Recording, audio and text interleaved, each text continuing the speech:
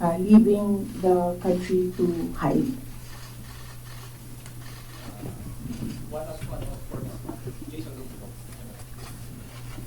Congressman Marcoleta offers himself po, Sir Lawyer, in case, tutuloy yung impeachment case against you. Do you accept the offer?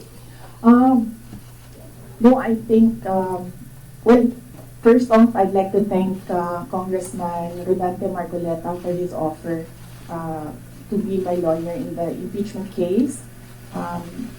I appreciate it because he's a very good lawyer. He's a brilliant lawyer. In fact, he pointed out to me points during the committee hearing that as a lawyer, I was not able to see. So that shows his astuteness in the law. But I feel that he will better serve the country if he remains as a member of the House of Representatives.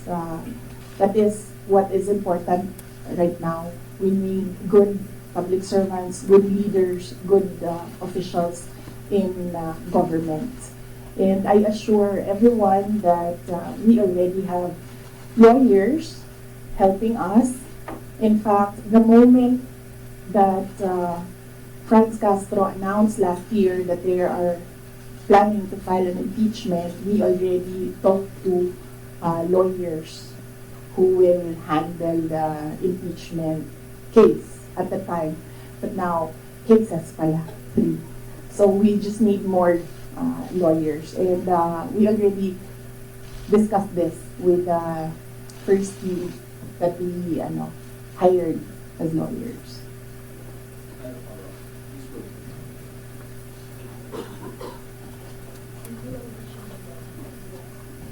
Yes, ma'am.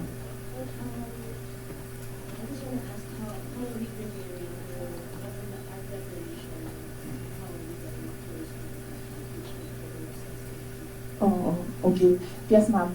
So, very recently, we had a meeting with the lawyers, and what was discussed there was the arrangements, because we needed more lawyers. We are expecting another impeachment case now, so this may be 3 impeachment cases. So, and then we will await official copy of the articles of impeachment so that they can prepare the defense. We already have advanced copies of what is filed in the House of Representatives, and they're starting preparatory works right now.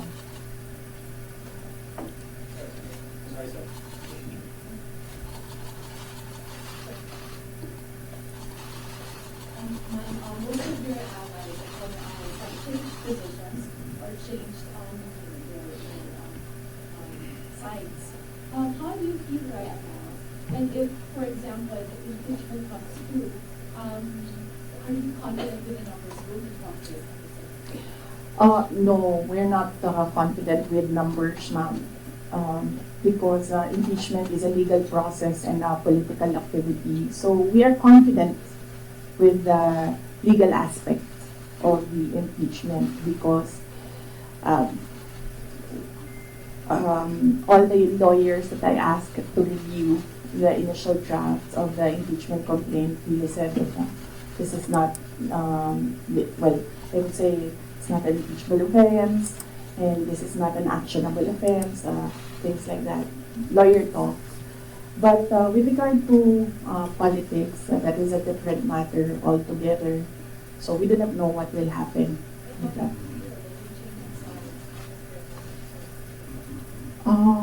Well, that's politics. They always say that there are no permanent friends and enemies in politics. So it really depends on the person, on the politician, what path he will choose.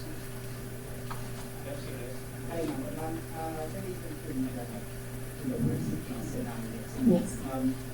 The House of Government said that they are eyeing the possibility of ID plunder, technical malversation, falsification, charges and others against you and several other officials of the OBE and formerly Duterte in relation to the alleged misuse of the confidential funds. Have you discussed this already with your legal team and any of the lawyers? And what can you say that it's a very heavy case plunder?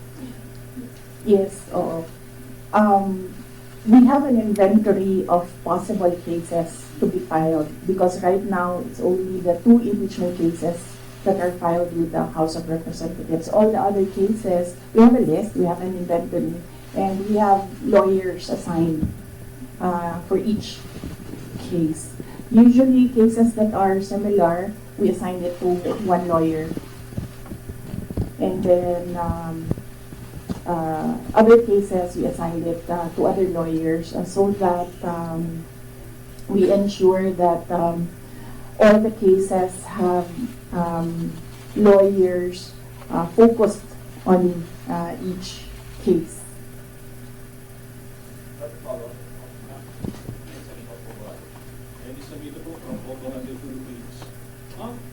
Na-consult niyo na ba yung family niyo about this? Dahil kanina nabanggit niyo yung professional lawyers about sa family.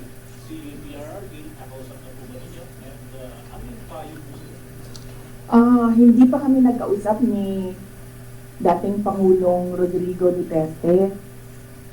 I expect na magkikita kami as usual sa December 24 sa bahay ng mother ko. Likely baka doon namin mapag-usapan yan kung may mapag-usapan namin dahil madalas kasi kapag nagkasama-sama yung pamilya, lalo na pag nandyan yung mga apo, ay yung mga apo yung pinag-uusapan ng pamilya. Nagsabi si Pangulong Duterte na magpapadala siya ng pera para sa pambayad daw ng mga abogado kasi alam niya na napakaraming mga abogado ngayon ang kinuha para sa iba't ibang mga kaso. Pero nagsabi na rin ako through my brother, kasi yung kuya ko yung sinabihan niya, nagsabi ako na wag na lang siya magpadala ng pera dahil nakapaghanda naman na kami para sa impeachment case. Kasi sinabi niya impeachment case. So sabi ko, nakapaghanda kami sa impeachment case. Kasi nga, last year, nag-announce na si Castro ng impeachment. So the moment na sinabi yon, and the moment na nakita namin na tuloy-tuloy yung attacks against me, ay naghanda na rin kami para sa mga abogado.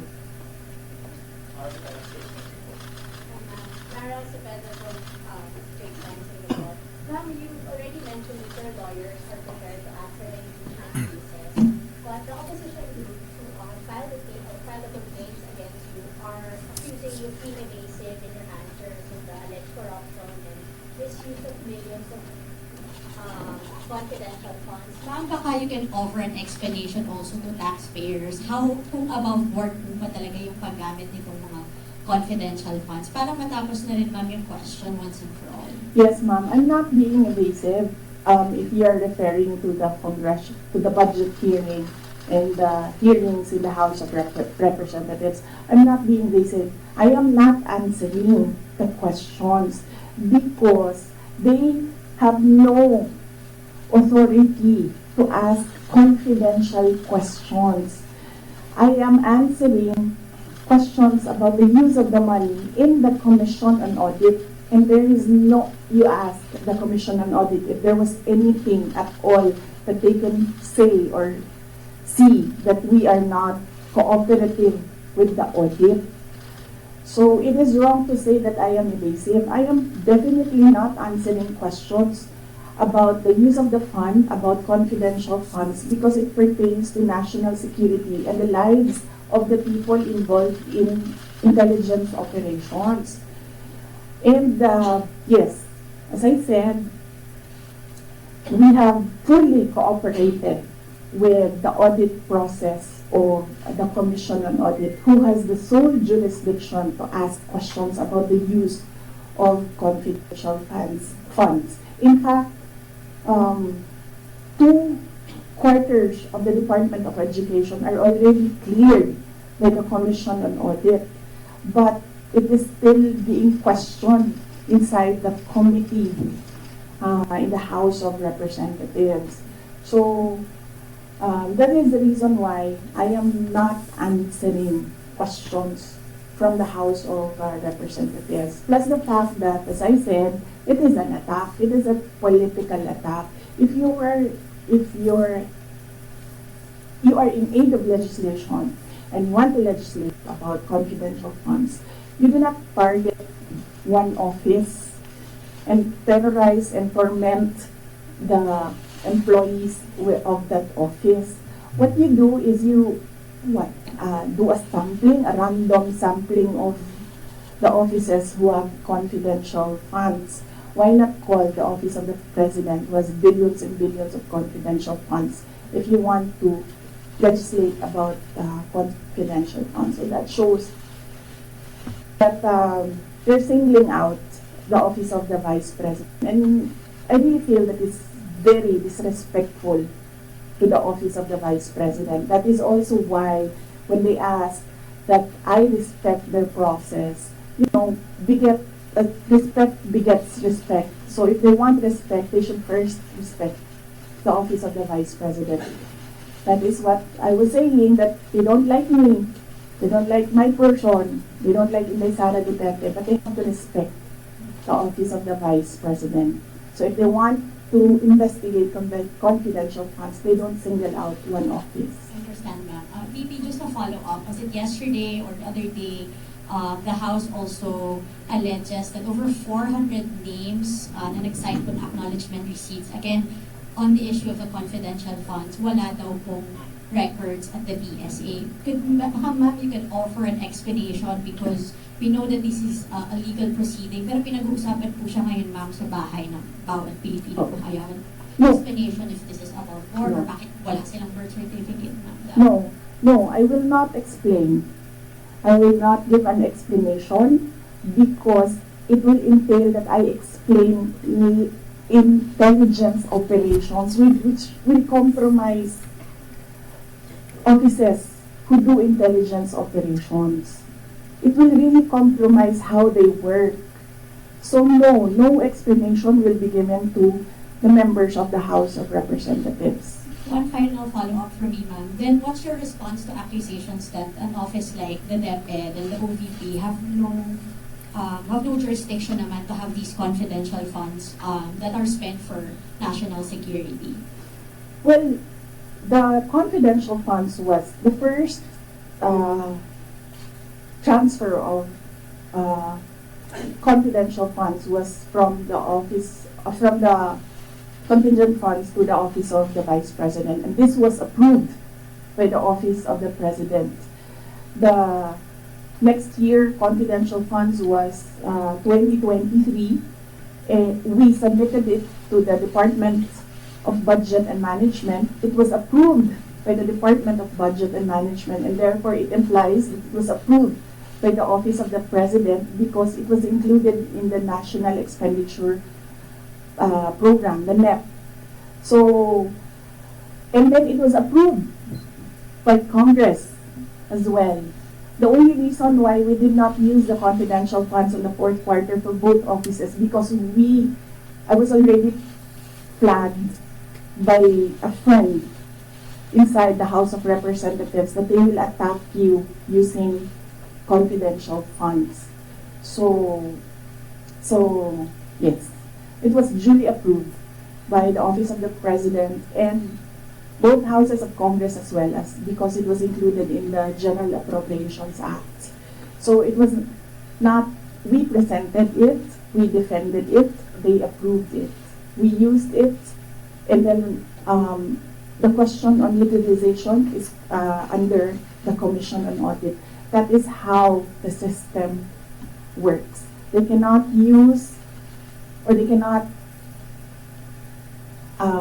twist the system according to their personal interests. Really, all this circumstances and events happening surrounding the office of the Vice President is a race to the presidential election in 2028. Unfortunately, they are attacking the office as well.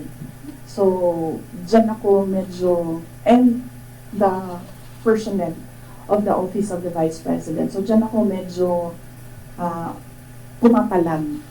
Wala namang problema kung atakihin ninyo ako kasi politiko naman talaga ako. Pero may problema ako pag inatake yung opisina at yung mga kasamahan ko dito sa opisina ng pangalawang Pangulo na nagtatrabaho lang. Al Jazeera. Good afternoon, Madam Vice President. I'm just going to pick up on Mara's line of questioning. You said, and I understand your explanation about these confidential funds haven't been approved by several layers in the government. But maybe, just to go back to the basics, if you can explain to ordinary Filipinos why the Office of the Vice President needs confidential intelligence funds. Okay. Yes. For the Office of the Vice President, it's not the first time that the office has granted confidential funds. During the time of Vice President Inday, the office was already given confidential funds. The confidential funds we use in relation to our work and national security. All the projects and the programs of the Office of the Vice President target poverty alleviation. There is a direct correlation between poverty and national security. So what we do is we want to target the areas where we put our projects so that we achieve peace and order and security. So we don't want to our projects put in areas where it is not needed for poverty alleviation. So we want to prioritize the areas. And the only way to do that is to use confidential funds to purchase information. So where are the target areas? We need that so that our projects will serve these areas. So that's why we needed the confidential funds. In the Department of Education, there is a correlation as well of the education and national security. In fact, that is one of, there is a correlation as well of education and national security. There are so many threats to education, not just insurgency, and threats to Department of Education personnel and students as well. And we wanted to target projects of the Department of Education as well in the most vulnerable areas and schools. That is why we needed confidential funds. It's all about national security. And the position of the Office of the Vice President and the Department of Education is that the national security is a holistic concept. It's not just one, like territorial defense, sovereignty. No, national security is about food security. It's about quality of education. It's about poverty alleviation and everything else that we need to do as a country to get us out of this poverty rut. You are in the NTF-LCAP, so couldn't have your offices work with the NTF-LCAP, as well as other government agencies that actually have national security mandates? In the NTF-LCAP, they are only about, ano yung meaning ng LCAP? And local armed conflict. And local, there, LCAP. So that is very specific to that local conflict and communism.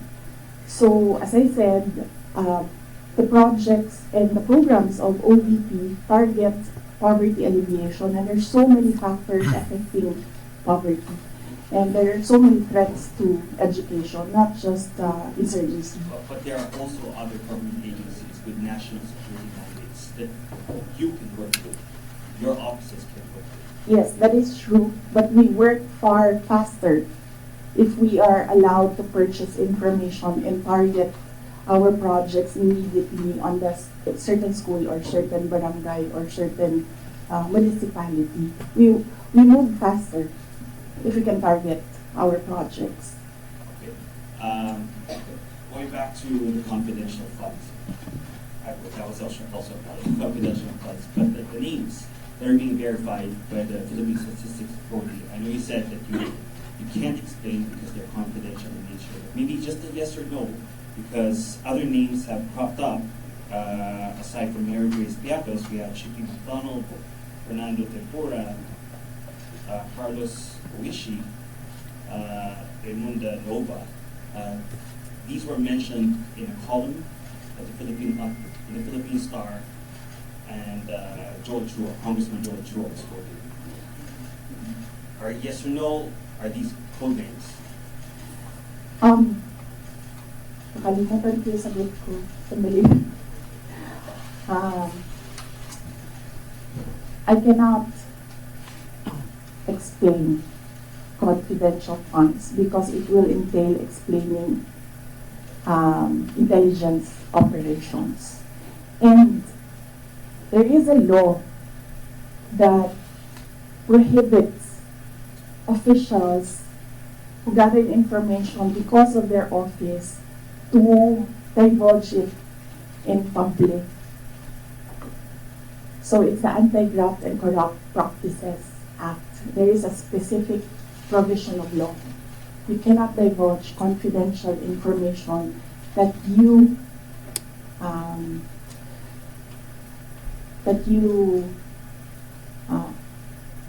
received while in office. So you won't even say these are No, that's just because code names. that will add to cases that may be filed against me. One last, sorry. Yes. Why the choice of a letter submitted to the NBI instead of an affidavit? Wait, hold on. I can answer. I can give you a very short answer with regard to ARs. I had nothing to do with the preparation of ARs. It went down to the grassroots level. So I had nothing to do with preparations of ARs. I was up here in the structure and money went down for information. So you have no knowledge why all these names were used in the acknowledgement receipts? In the first place, we do not even know if these are ARs which came from DepEd or OVP to COA, because there's a chain of evidence supposedly. In law, there's a chain of evidence, handling of evidence. So right now, nobody can really answer that because nobody knows if these ARs are true. Because we don't know if it came from us. That's what they're saying. That's what they're alleging. Yes, that's what they're ARs saying. came from the OVP submitted to COA. Yes, but there is a legal process in the custody of evidence. So right now, we really cannot say if the ARs came from us. Because the ARs that are with us, it's not been checked with the ARs that are with them. You're denying that the ARs came No, from I'm just saying that we do not even know if the ARs with us are the ARs that are with them. Because the ARs from the field, going to the office, going to COA, that's not how you do legal work. It's not how you do legal work. There's a very stringent process in evidence. That is why even if there is no law prohibiting a person from divulging confidential information, person cannot answer that because we do not know if that paper that they're holding was a paper that came from the OVP and DepEd. Because there was no marking of exhibits. That was what I was telling Congressman Chua. You cannot ask the OVP personnel to say yes or no to exhibit that is not marked as real and true, as correct, and as a faithful reproduction of the evidence of the office. So would your offices then be willing to certify it? No, because there is no question about that. From the Commission on Audit, it's only a congressman saying that this paper and asking what is this paper about. There is no case. And that is to ask that about the paper is the sole jurisdiction of the Commission on Audit. So then if the Commission on Audit asks, That is what I was saying. We have been fully cooperative with the Commission on Audit. Everything that they asked for, we submitted. That is why there was a partial disallowance only. And even then, we are not yet finished with the process because we can still submit documents that are required by the Commission on Audit. That is the problem right now. As I said, they are doing work that that is not under the mandate of the House of Representatives. They cannot audit. They cannot question at all. They cannot make me answer and say that we represent the taxpayers and you have to answer. No, I will only answer to the Commission on Audit because that is the body who can ask us questions about the fund use. Next question. That to me, again. Afternoon, ma'am. Ma'am, on the issue of your budget not being reinstated or restored, your reaction first on the decision of the bicameral conference committee? Well, we do not expect anything about the budget of the Office of the Vice President anymore. As I said,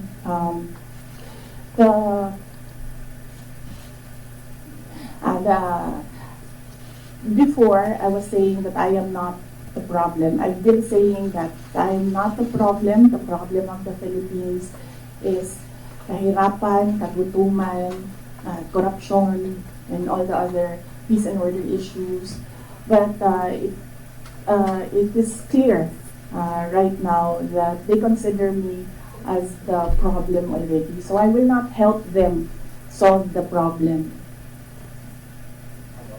Ma'am, a follow-up question. It's nearly January already. Your office will be filing a new budget request for 2026. How much do you intend to ask from Congress for 2026? We've not discussed that. We need to wait for the budget call because the budget call outlines the rules of your proposal for budget for your office. So we need to read the budget call before we can sit down and discuss a budget proposal for the Office of the Vice President. Ma'am, at top of mind, are you still considering to hike the 733 million or will you be happy operating on the same expenses in 2026? I cannot answer that because there are rules. They usually put conditions in the budget call and we really need to read the budget call to draft a proposed budget. Last two questions. One. Well, just to follow up on the budget, in the previous interviews, you said that you cannot give a definite answer on what will happen with regards to your satellite offices, given that the budget was not final at that time. But given that the BICAM already decided not to reinstate your original proposal of 2 billion, what will happen to your satellite offices? There are around, I think, 10 satellite offices across the country. Yes. We have to see if we can continue with the projects that they are implementing.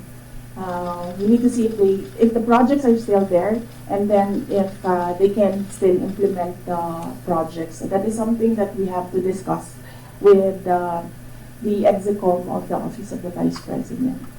Nandun po ba yung possibility of shutdown? And then ano po yung nasabihan na po ba yung mga affected personnel just in case na magsha-shutdown nga ng mga satellite offices?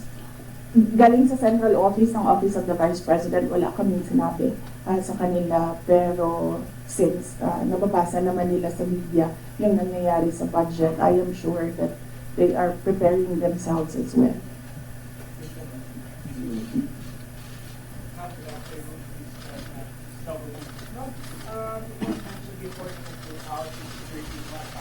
Meron na po bang update dito? Saka sumulat po ba kayo sa AFP regarding this?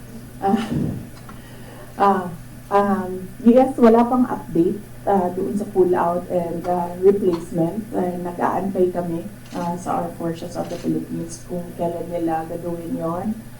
Yes, nagpadala ako ng letter sa Chief of Staff ng Armed Forces of the Philippines. Meron lang akong mga nilatag doon na mga requests. Pinakauna doon is hindi na kami tatanggap, hindi na ako tatanggap ng replacements. So kung magtanggal sila, hindi na nila i-replace. Iwan na lang nila kung ano yung maiwan. And kung wala mang maiwan, dahil tatanggalin nila lahat, I already said that I will seek security arrangements outside of the Armed Forces of the Philippines already. Mag-outsource naman kayo.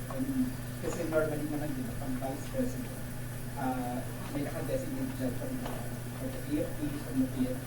So, dahil nga, yun nga, may pull out, and so ang planning mo para mag-outsource sa kayo. Yes, we are exploring private security services. Yes. So, my husband. Huh? No, because there are professional security services. So that's not considered as a private army.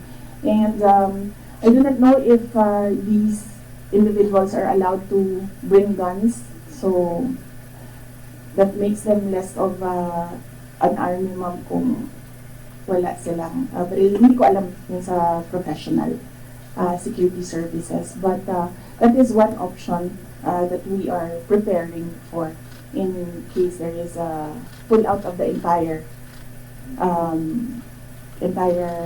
security detail from the Armed Forces of the Philippines. Initially, I asked my husband, and then he said that he'll make arrangements. Well, wala pa kaming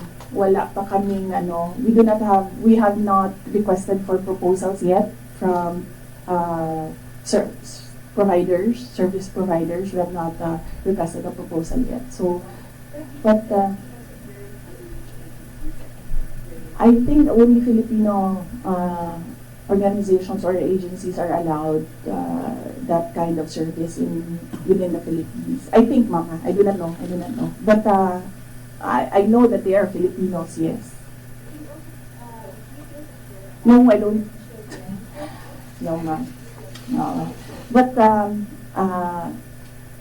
no, I do not feel secure. As I said, that there's always been bias because when you see, say for example, DOJ, iniimbestigahan nila yung press con.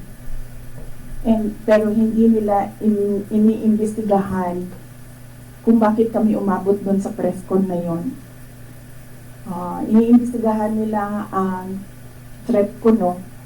Pero they've not ever investigated threats against me, which are all documented, but we do not give them the information because we don't trust them at all. Last two questions, Red, then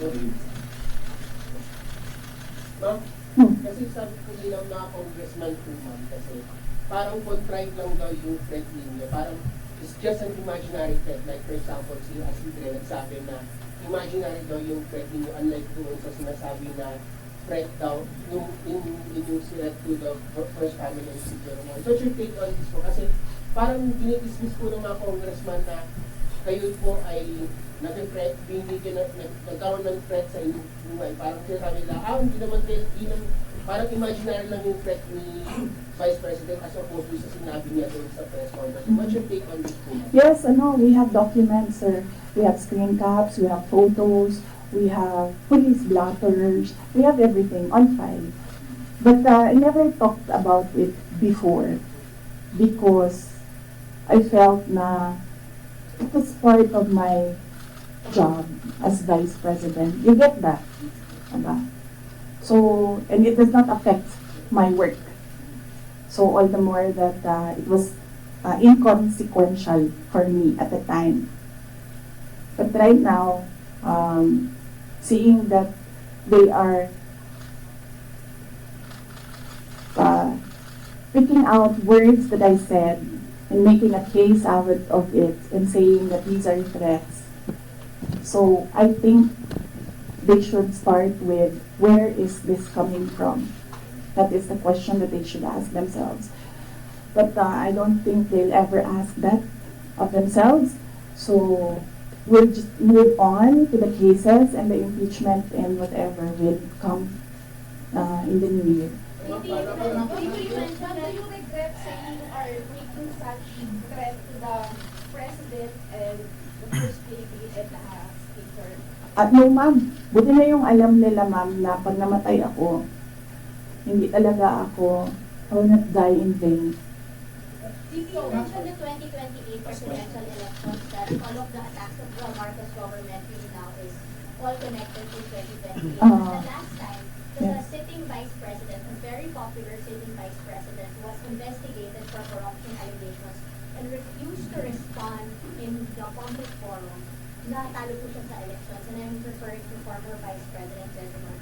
Ma'am, are you concerned that your enemies would be able to turn public opinion against you and it will hurt any potential plans of you running for president? You're leading surveys earlier. I've not seen the recent surveys, but yes, that is what they are trying to do, turn public opinion, and that is the strategy.